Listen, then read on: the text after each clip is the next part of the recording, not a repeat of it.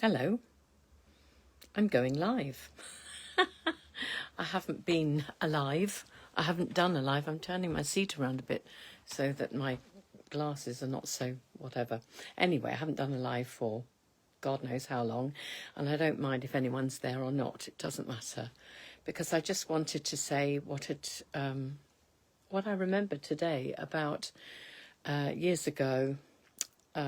Well, I've called this "Love the One You're With," because years ago, when I was part of a community in South Devon, where we learned yoga, and I was trained to be a yoga and meditation teacher, and I was around about 18 and a half when I joined them, and I started doing classes, and then I joined the community, and I used to work there, helping out, doing all sorts of things. And what I ended up having to do, the job that I ended up doing, was washing the dishes. Now, we had a sort of a little restaurant in the building, in the community building. Look at me all rugged up here, chilly in the UK. Yes, so we had this sort of little restaurant kind of place that we used to, have people in for lunch at lunch times, and we used to cook for ourselves as well, feeding everybody else.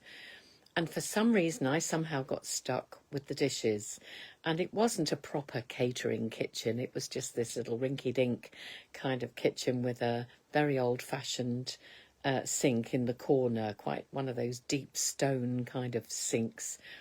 And there wasn't much room to stack up plates or do anything. And I was really grumpy about having to do all that. I was really actually quite pissed off. I was thinking, why me? Why have I got to be the one that does this? How come I've ended up doing this job and everyone else is swanning around doing more pleasurable things? And my yoga teacher, who was called Kevin Kingsland, and his wife Anika, they were both my yoga teachers, but Kevin was like the the main man of the organisation. And he noticed me at the sink. I think he came in and he noticed me probably looking a bit glum, and he said, "What's up?" And I said, "Well, I'm really not happy doing this. I want to do something else. I don't like this." And he said, "The way to change what you're doing is to love where you are, is to love what you're doing. And when you love what you're doing, then it'll change and you'll find something else." And at the time, I was like pissed off with what he said as well. I thought, well, that's no use to me. I don't, I'm not happy with that answer, but he went away. But gradually, I did learn to love what I was doing. I began to find ways to streamline my dishwashing skills, so that I had things sort of really organised, and I did it in much less time than I would have done before, and it got to the point where it was like a challenge to me, to get them all done and dusted in no time at all. And once I began to really enjoy it, which I did, then things did change. We had a bookshop in the community as well, and people used to come in and out of the bookshop daily, and somebody had to sit in there. And at that point, I ended up sitting in the bookshop, and I typed. He'd written a book and had recorded it on a sort of on a recording. Taped it, I suppose. Yeah, he taped it. And I ended up listening to that and typing that up for him while I sat in the shop. And it was I felt much more important. And more importantly, I could take my dog in there with me, and she used to lay on my feet and keep my feet warm in the winter. And it's been ages since I thought about that situation. But generally speaking, whenever I have wanted to have change in my life, it has happened when I have learned to love where I was. So, you know, when things get tough and you don't like your circumstances, if you push against them, they tend not to change. If you push against them, you're just kind of reinforcing the energy of I don't like being where I am and being fed up about it, if that makes sense. I hope it makes sense. I haven't worked out what I was going to say here at all. I'm just winging it. But it's been on my mind today that things change when you begin to love what you're actually doing rather than resisting what you're doing. Because we've all heard that saying, haven't we? What you resist persists. And if you resist your circumstances, they don't improve.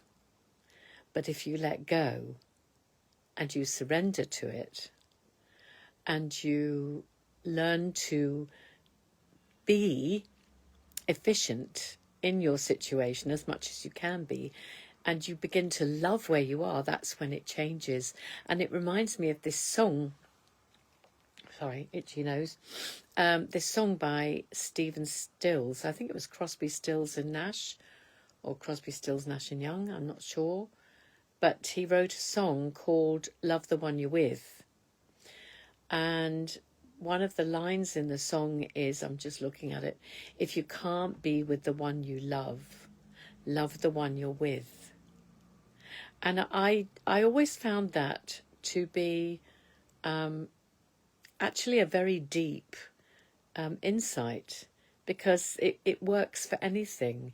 If you don't love if you're not in the situation that you love the situation you're in, and that is what will bring the change. So that's it. That's all I really wanted to say. If you can't be with the one you love the one you're with, which goes for any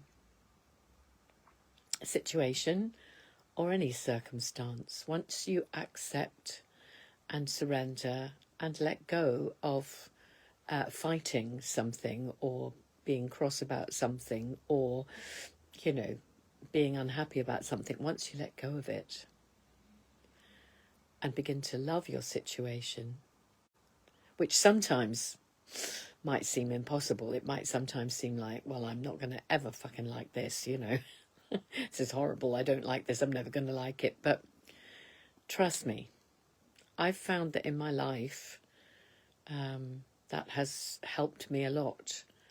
And, of course, that lesson that I was taught was like 50 years ago now. A long time. I can't believe I'm that old. Anyway, lots of love to all. And over and out, really. That's it.